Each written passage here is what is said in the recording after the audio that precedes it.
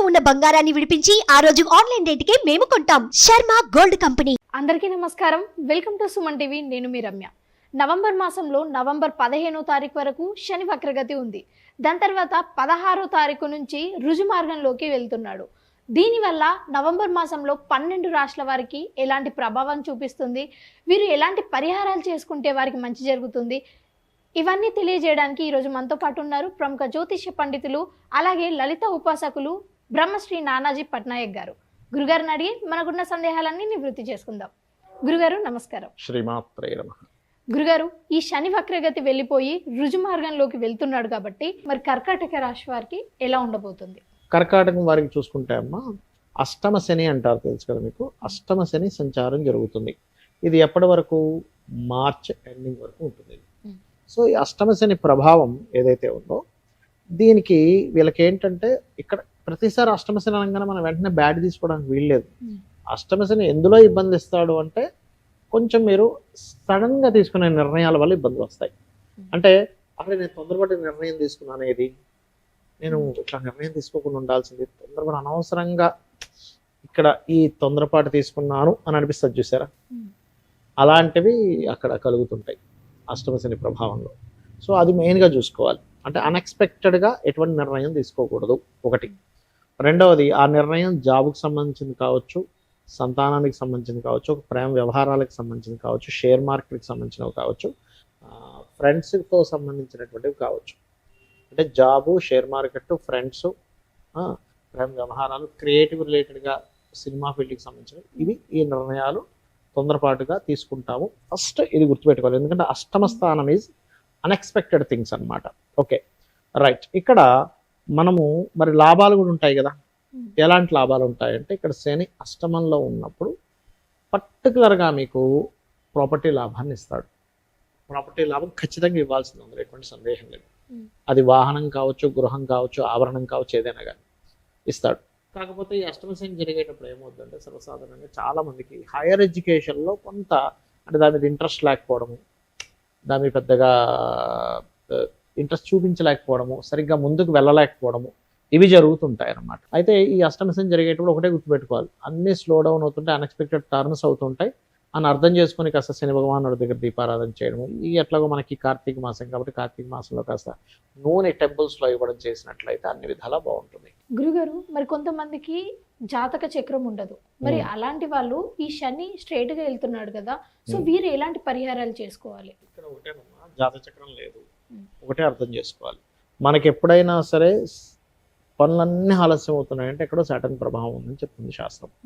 ఎందుకు మందుడు, నేను ఎందుకు అంటే ఆయన ఏదో కావాలని మిమ్మల్ని ఏదో పని కట్టుకుని మీ పని లేట్ చేయడం కాదు, మీకు ఒక ఎక్స్పీరియన్స్ వస్తుంది. సో ఎక్స్పీరియన్స్ మీకు రావడం కోసం ఆయన మనకు పాఠం నేర్పిస్తున్నాడు అనే పాజిటివ్ థాట్తో ఉండాలి, ఫస్ట్ పాయింట్ నెంబర్ 1. రెండవది ఏంటంటే, అలా లేట్ అవుతున్నాయి అన్నప్పుడు చాలా సింపుల్గా ఒకటే నేను నేర్చుకోగలుగుతున్నానని పాజిటివ్ థాట్తో ఉంటూ, మీకు దగ్గరలో గోశాల ఏదైనా ఉన్నట్లయితే గోవులకి బెల్లం తినిపించడము. ఇప్పుడు ఎట్లాగో కార్తీక మాసం వస్తుంది కాబట్టి, కార్తీక మాసం నడుస్తుంది కాబట్టి మనము నూనె ఉంటుంది, ఆయిల్, నువ్వుల నూనెని చక్కగా దీపారాధన కోసమని టెంపుల్స్లో ఇవ్వడము, ఇవి గనక చేసినట్లయితే ఖచ్చితంగా బాగుంటుంది. అదేవిధంగా గోవుకి కాస్త బెల్లం తినిపించడంతో పాటు ఓం అనాకలిత సాదృశ్య చుబుక శ్రీ విరాజితాయే నమః, ఈ నామము పర్టికులర్గా ఏంటంటే, ఏలినాడు శని నడుస్తున్నా, అర్ధాష్టమ శని నడుస్తున్నా, అష్టమ శని నడుస్తున్నా, శని మహద్దశ నడుస్తూ శని సరైన స్థితిలో లేకపోయినా కూడా ఫలిస్తుంది. గురుగారు, మరి ఈ రుజు మార్గం వల్ల దేశకాల పరిస్థితులు ఎలా ఉన్నాయి? ఒకటేనమ్మా, ఇప్పుడు శని ఒకటని కాదు, మనం క్రోధినామ సంవత్సరం మొదటి నుంచి చెప్తూ వస్తున్నాం. అంతా ఘర్షణలు, గొడవలు, యుద్ధ వైఖరి, ఇవన్నీ ఉంటాయి. శని స్ట్రైట్ అయ్యి కుజుడు దృష్టి ఉంది ఫస్ట్ ఇక్కడ. సో ఫస్ట్ మంత్ అంటే ఈ నవంబర్, డిసెంబర్ మాసాలలో కాస్త ఘర్షణలు మళ్ళీ కాస్త ఎక్కువ అవుతూ ఉంటాయి, గుర్తుపెట్టుకోండి, నవంబర్, డిసెంబర్ మాసాల్లో. కాకపోతే శని ఎప్పుడైనా సరే న్యాచురల్ 11th హౌస్లో ఉన్నప్పుడు కొన్ని వ్యాపార సంబంధించిన విషయాల్లో అనేకమైన మార్పులు ఇస్తాడు. అంటే బయట జరిగేటువంటి వ్యాపారాల్లో లాట్ ఆఫ్ అంటే అసలు మనం ఊహించం చేంజెస్ అంటాను చూసారా, ఒక చేంజ్ అయ్యింది అని. ఎప్పుడు కుంభంలోకి శని వచ్చిన, అందుకే చూడండి కుంభంలో శని తిరిగి వచ్చిన ప్రతిసారి కూడా ఒక రెవల్యూషన్ క్రియేట్ చేస్తాడు. మనకి 30 years బ్యాక్ కంప్యూటర్స్ అనేవి మనకి అందుబాటులోకి రావడం స్టార్ట్ అయింది. అక్కడ ఒక రెవల్యూషన్ స్టార్ట్ అయింది. ఇక్కడ నుంచి ఏఐ రెవల్యూషన్ స్టార్ట్ అవుద్ది. ఇక్కడ నుంచి ఆ ఏఐ రెవల్యూషన్ ని క్రియేట్ చేస్తాడు శని. ఇక్కడ పర్టికులర్గా మనం శని ఎంటర్ అయ్యేటప్పుడే చెప్పుకున్నాం, 2 సంవత్సరాల క్రితమే చెప్పుకున్నాం, సంథింగ్ బిజినెస్ స్ట్రాటజీలో చాలా మార్పులు రాబోతున్నాయని. సో ఆయన ఒక మార్పునిచ్చే కారకుడు అవుతాడు ఆయన పర్టికులర్గా. సో అక్కడ ఒక మార్పు అనేటువంటిది జరుగుతుంది. ఇక రెండో విషయం ఏంటంటే ఫైనాన్షియల్ గ్రోత్ కూడా చేస్తాడు. అంటే దేశాల్లో కొంచెం ఫైనాన్షియల్ గ్రోత్స్ని కూడా ఇస్తాడు, ఇవ్వడం ఏం కాదు.